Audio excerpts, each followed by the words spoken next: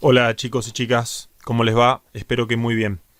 En este video vamos a ver la tercera clase dentro de la unidad 3 de máquinas y herramientas, que se llama componentes justamente de las máquinas de control numérico computarizado. Y como vimos anteriormente, ya habíamos visto ejes de movimiento. En otra clase habíamos visto, en la segunda, sistema de transmisión, que fue la última clase, en donde vimos el sistema de usillo de bolas recirculantes. Y lo que viene ahora en la tercera clase es lo referido a motores de transmisión. Justamente son los encargados de mover el usillo de bolas recirculantes que vimos la clase anterior, ¿sí? Son justamente las unidades de potencia, que también se le podría llamar hoy, en la actualidad se le llaman así, ya se deja de usar el término motor por llamarlo unidades de potencia, que son los encargados justamente de transmitir los esfuerzos y toda la potencia a través de los distintos sistemas, como el sistema de transmisión, para poder mover la herramienta o la pieza o ambas cosas, dependiendo de la máquina.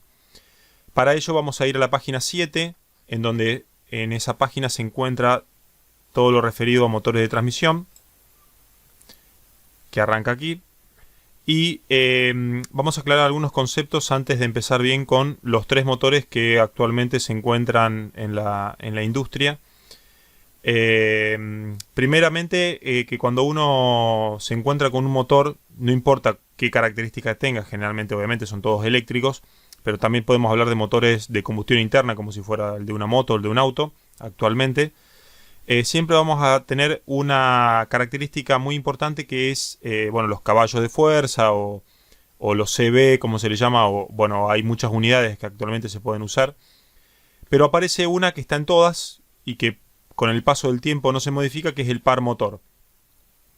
Y dependiendo la capacidad del motor, vamos a tener un par motor más chico, más grande, obviamente que está ligado a la capacidad en caballos de fuerza que tiene el motor, pero el par motor siempre va a ser la capacidad que tiene el motor de producir trabajo. Y esto también va de la mano con la eficiencia que tiene ese motor.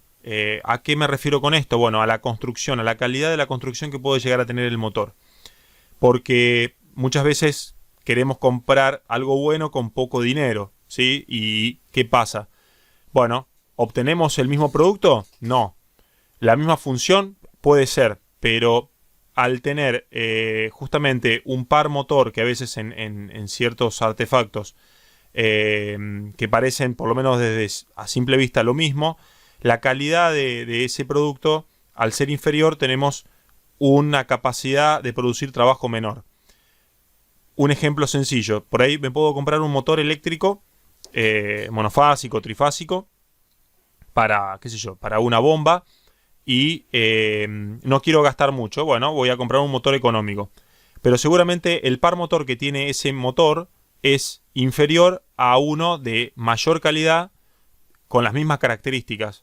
¿Qué quiere decir esto? Que ese motor va a gastarme la misma corriente, el mismo consumo voy a tener, pero voy a desarrollar mucho mejor o más trabajo que el motor más económico. Entonces, referido a esto, la capacidad que tiene un motor de producir trabajo es justamente va de la mano con la calidad que tiene cada producto. Pero esto es importante porque el par motor se ve muchísimo en los motores y muchas veces no sabemos qué es. Así que lo aclaro ya desde el arranque para que podamos entendernos más adelante. Obviamente acá que dice cuanto mayor sea esta capacidad, más capacidad de trabajo va a tener el motor. Vamos a ver tres tipos de motores. En CNC se usan básicamente los motores paso a paso y servomotores. Hay un tercer motor que es el motor lineal, que es, vamos a llamarle de última generación, porque son motores que hace 10 años que se descubrieron. No el principio de funcionamiento, ¿no? El principio de funcionamiento tiene muchísimos años, pero ese principio de funcionamiento se trasladó a los motores no hace mucho tiempo y por eso son muy nuevos. Pero básicamente vamos a encontrar motores paso a paso en nuestras máquinas, pero el principal, el motor que vamos a encontrar en un torno o una fresadora CNC de alta producción es el servomotor, ¿sí? Este que tenemos aquí en el medio. Pero bueno, vamos a ir explicando uno por uno para que ustedes tengan una idea de qué características básicas tienen estos motores, porque para desarrollar bien cómo funciona cada motor, que es lo que no vamos a hacer en esto, nos llevaría muchas clases y no es el motivo de CNC. Yo lo que quiero es que conozcan cada motor, sepan las características que tiene muy básicas cada uno y nada más, porque obviamente ustedes tienen que conocer los componentes que tiene cada máquina, básicos por lo menos, porque es fundamental conocer qué es lo que tiene cada máquina. Bueno, el primero, motor paso a paso. Estos motores son los primeros que se crearon, digamos, desde el comienzo del CNC, digamos, en aquellos tiempos, como ustedes investigaron en la web, que fue ya en la década del 40, 50, cuando nacen en alguna medida las primeras máquinas CNC, que después vamos a llamarle verdaderamente CNC en la década del 80, pero hasta ahí los motores paso a paso fueron los primeros motores que se crearon, y estos motores tienen una alta precisión, o sea, son muy exactos y muy precisos en los movimientos, pero no tienen una potencia alta, ¿sí? O sea, tienen pares de potencia o pares de motor, como recién hablábamos, relativamente bajos. Por lo que estos motores no se suelen usar en máquinas de gran porte, sino que solamente se utilizan en máquinas medianas o pequeñas, como es en el caso, que más de una vez lo hemos hablado, en las impresoras 3D. Pero también pueden haber motores paso a paso, por ejemplo, en impresoras de chorro de tinta o láser, en fotocopiadoras hay muchos motores. Bueno, en todo lo que conlleve algún mecanismo de precisión, vamos a tener un motor paso a paso, porque son motores relativamente económicos, ¿sí? Y que al tener una gran precisión en el movimiento, esto hace que se coloquen en ciertos dispositivos que por ahí tenemos hasta en casa, que podemos llegar a usar y que a veces ni sabemos, por supuesto. Bueno, ¿cuál es la característica principal de estos motores? Bueno, que recordemos que estos motores están gobernados o están, digamos, conectados a una placa, que esa placa puede ser una computadora, puede ser un microcontrolador, bueno, lo que fuera un PLC.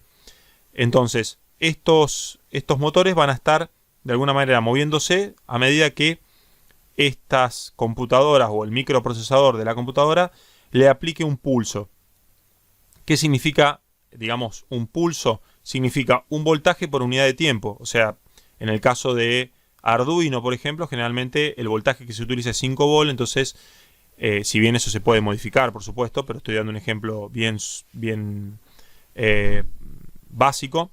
Si le aplico un pulso, que serían 5 volt, por una unidad de tiempo, que se da en milisegundos, el motor se va a mover una X cantidad de grados. Va a depender esos grados, obviamente, de la precisión que tenga el motor. Como bien lo dice acá, puede haber motores que con un pulso se muevan 90 grados, que sería un montón. Imagínense que el eje del motor se mueva 90 grados, o se puede mover solamente 1,8 grados, ¿sí? Muy poquitito, prácticamente no podríamos observar ese movimiento. Obviamente que estos últimos, que son los, por ejemplo, para completar una vuelta tengo que hacer 200 pasos para llegar a 360 grados, son los más precisos que hay hoy en la industria. Entonces, cada vez que el microcontrolador le aplique un voltaje, o sea, un pulso, que sería un paso, este motor se va a mover, pero va a quedar enclavado. Tiene esa particularidad de que cada vez que yo energizo sus bobinas, el motor se mueve y queda enclavado, no queda libre como un motor de corriente alterna convencional que ustedes conocen en el taller, que vieron que uno lo enchufa y se pone en marcha, y si lo desenchufa se apaga. En ese caso, en esos motores le damos ciertos RPM, que serían 1400 o 2800, que son los más comunes, de 4 y 6 polos. En este caso no pasa de la misma manera, porque acá no necesito inercia, porque estos motores por su forma de ser fabricados, no necesitan esa inercia para poder tener fuerza. Simplemente los campos magnéticos que tienen adentro los hace tener una fuerza característica y muy importante. Por eso se utilizan en estas máquinas. Obviamente que son motores que trabajan con corriente continua, no trabajan con corriente alterna. Por eso cada paso va a ser un pulso en voltaje continuo. Y bueno, el microcontrolador, que es el cerebro, digamos, es el que va a comandar estas máquinas. En el caso nuestro, por supuesto, van a ser los comandos G que vamos a utilizar nosotros. Los X, los Y, los Z que vamos programando. Son los que van a ir moviendo estos motores y que le van a dar la funcionalidad o el movimiento, digamos, a la pieza. Bueno, y acá hay algunos ejemplos. Yo coloqué algunas imágenes. Estos que tenemos acá a la izquierda son motores industriales que tienen alto par motor, digamos, para digamos por ahí artefactos o elementos que no requieran tanta fuerza de movimiento, como puede ser un movimiento de paneles solares que hagan un seguimiento al sol. Se pueden usar este tipo de motores porque son relativamente económicos. Este que tenemos acá en el medio son motores ya, que es lo que yo les decía, motores de impresoras de chorro de tinta, láser. Se encuentran muchos estos motores en algunos juguetes. Hay juguetes hoy en día que vienen con motores paso a paso. Y el de la derecha es un motor paso a paso convencional de, por ejemplo, una impresora 3D. ¿Sí? Son los más comunes que podemos ver. Son unos motores pequeños, digamos, que se utilizan en las impresoras. Pero también se pueden usar en cualquier tipo de máquina didáctica que ya no sea una impresora. Una fresadora como las que tenemos en el colegio o un torno tienen este mismo motor. Bueno, y por eso su nombre, ¿no? Paso a paso, porque justamente es pulso por pulso, es el que le va a dar el movimiento, le va a ir dando el movimiento a cada motor. Bien, eso con respecto al motor paso a paso.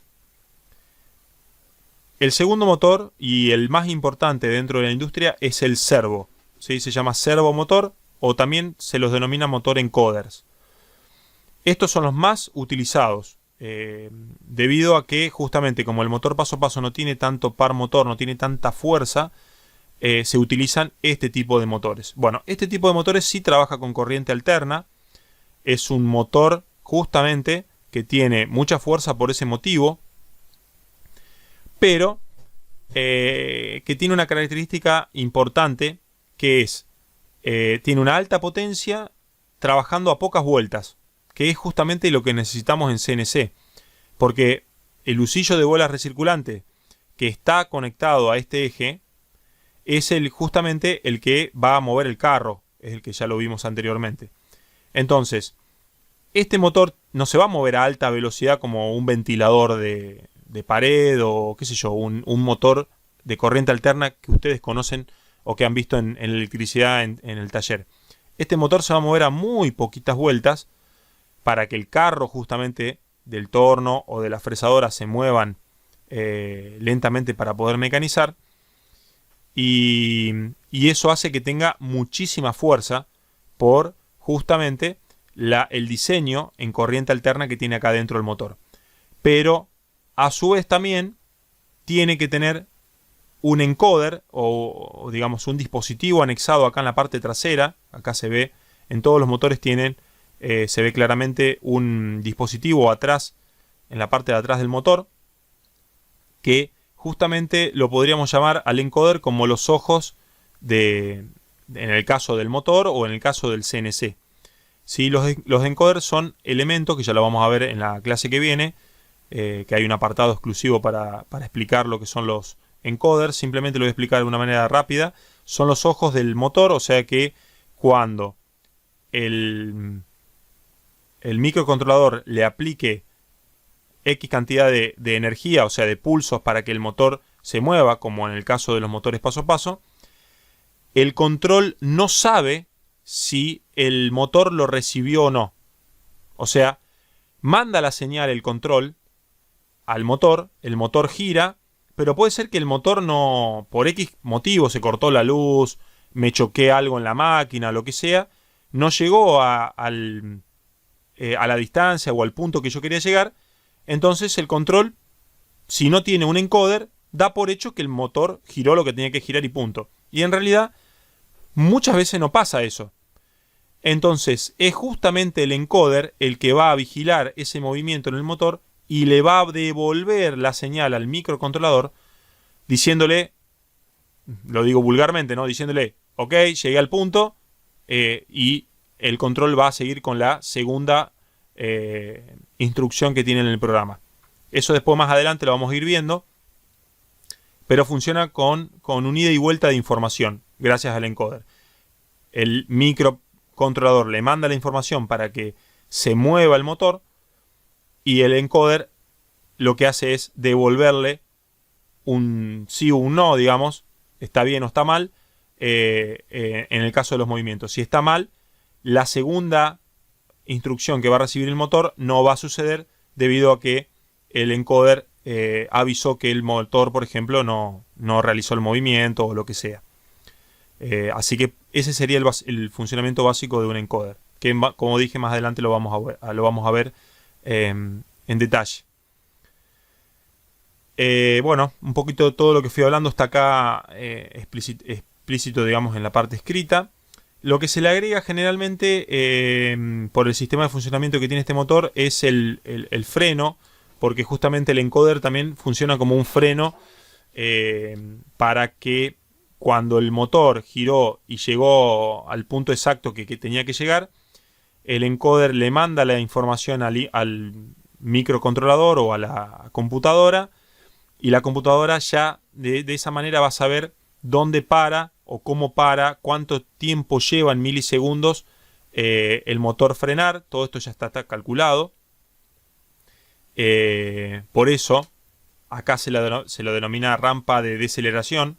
Deceleración significa desacelerar, y acá lo importante en un CNC es acelerar a la máxima velocidad y frenar también a la máxima velocidad. Por eso hablábamos en la clase pasada, que fui un poco denso con el tema de a qué velocidad se desplazaban los husillos de bolas, y si recuerdan, habíamos hablado que se desplazaban a 800 milímetros por segundo, que es un montón de velocidad. Estábamos hablando de, digamos, en vacío, sin el carro, sin todos los elementos pesados, por supuesto, porque cuando le voy agregando peso, esa velocidad va bajando. Pero para ganar tiempo necesito ser lo más rápido en acelerar y lo más rápido en frenar. Y para ganar tiempo, justamente ya las computadoras tienen calculada esas paradas y esa aceleración, y justamente pueden mandar una energía opuesta para que frene el motor de una manera totalmente rápida y que en eso se acorten terriblemente los tiempos de mecanizado o de la máquina que esté trabajando, ¿no? En una máquina de impresión 3D, en una máquina que hace costuras, como he visto en algunos trabajos que me han mandado, en lo que sea. Bien, esas son un poco las características del servomotor. Vuelvo a repetir, son los más usados. Acá hay algunas imágenes, todas corresponden a motores industriales de alta producción. Me estoy olvidando siempre de los robots que se utilizan en líneas de producción o de ensamble. Por ejemplo, son muy comunes, muy famosos de haberlos visto ensamblando autos, motos o cualquier otro producto, digamos, robots. Los robots están llenos de servomotores. Si uno busca la web y coloca servomotores y va a la parte de imágenes, bueno, ahí van a aparecer hasta juguetes que tienen servos, porque hoy en día vienen servos muy muy chiquititos, porque por ahí los motores paso a paso no se pueden idear con motores tan chiquititos. Entonces los servos sí, y empiezan a tener auge estos motores en miniatura. Pero si uno coloca robots industriales, ahí acá aparecen todos estos robots que se ven en las líneas de producción eh, que en Argentina también hay, ¿no?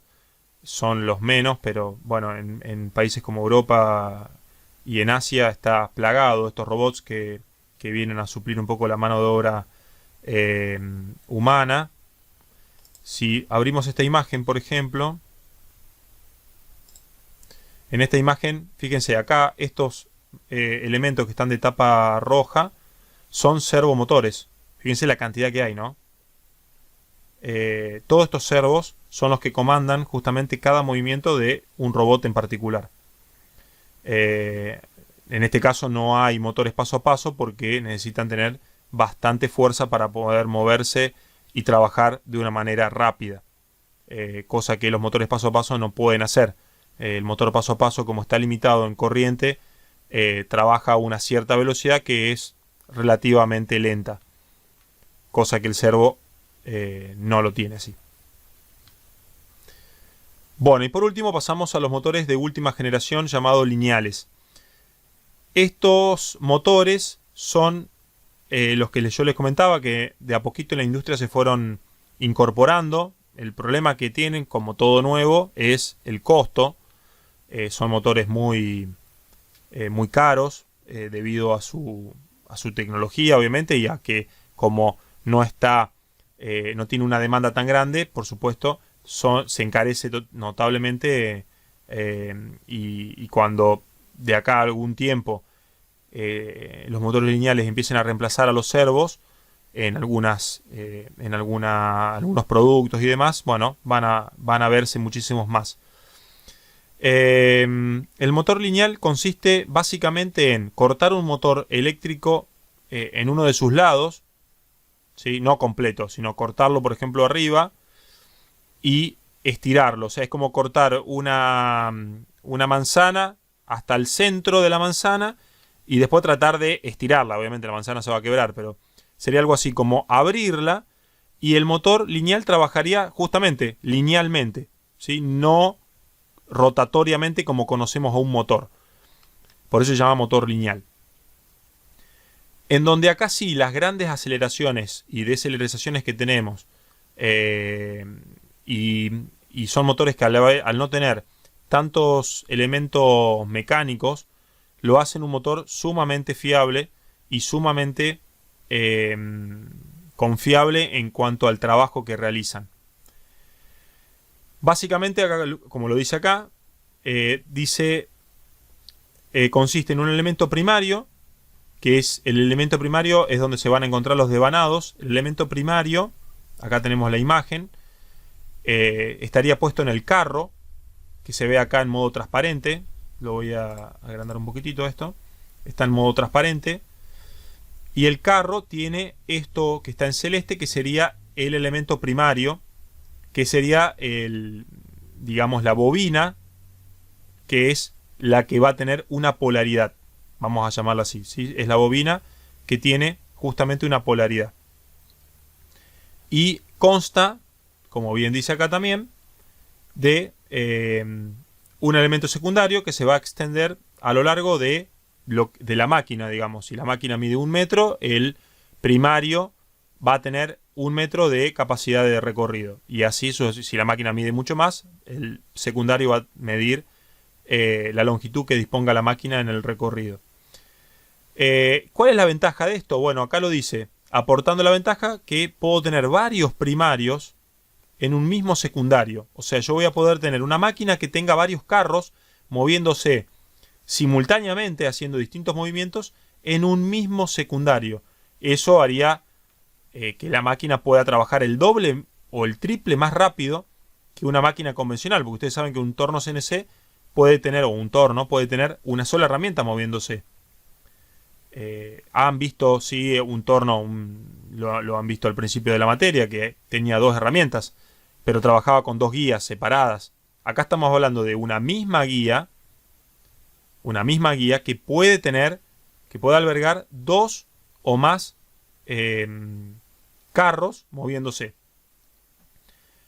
¿Cómo funciona esto? Bueno, la parte verde, sería el secundario. Fíjense que acá el secundario está dividido por como una tabletita, digamos, de chocolate. que tiene un montón de celdas, se le llaman celdas. Esas celdas están polarizadas, como se ve acá al costado, en norte y sur, como un imán. Y cuando se energiza, digamos, el elemento primario, empiezan a activarse justamente cuando yo quiera estas tabletitas, y lo que van a hacer es ir de alguna manera magnetizando el secundario, el primario, digo bien, lo van a traer como un imán. Vieron cuando uno pone norte y sur, lo que hacen es juntarse los imanes y se genera un campo magnético, se atraen. Bueno, esa atracción es lo que va a suceder con el elemento primario cuando el secundario vaya activándose a medida que el software, la computadora que ustedes manejen, lo vaya permitiendo. Entonces, este carro se va a ir moviendo, atraído por ese campo magnético, y se va a ir moviendo de un lado para el otro. Pero ese movimiento que se va a ir haciendo de un lado para otro es extremadamente rápido. Extremadamente rápido. Por eso estos motores tienen una aceleración y un frenado, digamos, una deceleración muy grande. Obviamente que estos motores, me estaba olvidando, también tienen un encoder. Este encoder tiene la misma función que el que vimos recién en los servos, simplemente que el encoder es una regla en este caso, tal cual como tenemos las reglas de visualización que tenemos en las fresadoras o en el torno grande ahora que lo colocamos en el taller. Vieron que él tiene una pantallita ahí, la fresadora. El año pasado trabajaron con Mario en esa máquina. Bueno, esa misma regla que tienen estas fresadoras también la tiene, por ejemplo, esta máquina. Entonces es lo mismo, la misma función. La computadora le va a mandar una señal, el carro se va a mover, pero necesita tener un encoder, digamos, los ojos de este sistema, para que le diga verdaderamente si llegó o no a ese punto. Porque si no llegó, no puede el control dar la segunda orden y la siguiente orden, y por lo tanto quiere decir que se cortó la luz, choqué algo con la máquina, algo se rompió, y por lo tanto es un elemento de seguridad que estaría acá al lado. Lo que suprime este sistema, como se verá, es que no hay ningún elemento mecánico. Acá no hay motor, el motor convencional rotatorio, no hay husillo de bolas recirculantes, se elimina ese componente, o sea que tengo básicamente un 2 en 1, con una velocidad justamente que le da, al no tener elementos mecánicos, terriblemente más grande que un motor convencional con un husillo de bolas, que es tal cual lo que está explicado acá en el texto. Bueno, ¿cuál es la desventaja de este sistema? Bueno, obviamente que siempre tiene una desventaja. Por lo pronto es que no se le puede anexar a un torno, una fresadora, cualquier máquina que ya vino diseñada con un tornillo de bola recirculante y un servomotor. No voy a poder comprarme un motor lineal y hacer la actualización de la máquina, porque es tan grande la reforma que hay que hacer, que verdaderamente no me conviene. Me conviene que la máquina nació con un motor servo y un husillo de bolas, y la máquina va a morir así, digamos, va a terminar su ciclo de vida así. Siempre me va a convenir comprar una máquina que ya haya sido diseñada con este sistema. Por lo tanto, no puedo actualizar mis máquinas, y voy a tener que comprar ya un modelo que tenga este sistema. Esa sería una de las desventajas. Y por supuesto, otra que ya lo hablamos es el costo que tiene este tipo de motor. Nosotros acá yo les mostré este sistema, que es un gráfico, digamos, una muestra de cómo trabajaría en un torno, en una fresadora. Pero también estos motores vienen a suplantar los actuadores neumáticos, no tanto hidráulicos, pero sí neumáticos. Estos actuadores que ustedes quizás estén viendo con Leo Sánchez en automatización. Bueno, hoy en día el aire comprimido empieza a temblar, digamos, de alguna manera, porque este sistema, cuando se empiece a implementar masivamente en la industria, de alguna manera el aire comprimido va a tender a desaparecer. Porque estos motores no trabajan con aire, por supuesto trabajan con electricidad, trabajan mucho más limpios, son mucho más, pero muchísimo más rápido que un actuador neumático, que es el que trabajan ustedes, por ejemplo, con Festo, muchísimo más rápido. Entonces no hay pérdidas de aire, no hay ese problema que a veces se escuchan en las líneas de producción, ese pequeño sonido de pérdida de aire que lo vemos en la escuela, lo sentimos en la escuela. Bueno, esto desaparece. Entonces es una tecnología que viene a suplantar varios elementos de los sistemas mecánicos o electromecánicos, que la verdad que va a ser un gusto, digamos, cuando estén implementados. Acá en Argentina, como sabemos, va a tardar añares, todo lo contrario. Nosotros, en vez de progresar, venimos para atrás debido a los costos. Pero bueno, es una tecnología que ya hace varios años que está en otros países. Bueno, acá les voy a dejar unos links para que puedan ver. Hay 3 videos ya en YouTube que ustedes van a poder ver, y en base a estos videos más todo lo que fuimos viendo acá, van a realizar la tarea correspondiente para esta tercera clase de la tercera unidad de máquinas y herramientas. Así que nada más, hasta aquí hemos llegado con esta clase, espero que se haya entendido. Cualquier consulta, como saben, me lo hacen a través de WhatsApp o a través del correo electrónico. Y bueno, nos vemos en el próximo video.